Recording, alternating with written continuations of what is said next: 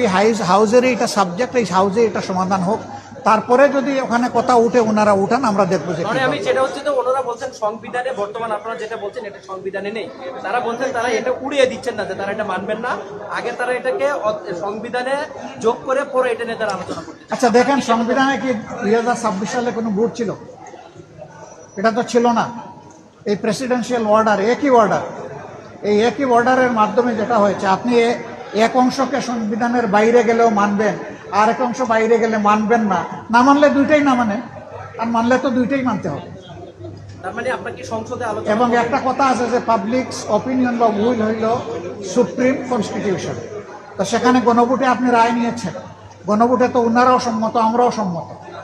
আমাদের দাবি ছিল গণভোটটা আগে হোক, আর ওনাদের দাবি ছিল একই দিনে হোক। ওনাদের দাবি বাস্তবায়ন হয়েছে, ওনারা তো গণভোট চাই না এটা তো বলেন নাই, এবং গণভোটে বিজয়ী হয়েছে সংস্কারের পক্ষের প্রস্তাব। আপনারা কি বিশ্বাস করেন সরকার শেষ পর্যন্ত আপনাদের দাবি মেনে নিয়েছে? আমরা বিশ্বাস করতে চাই।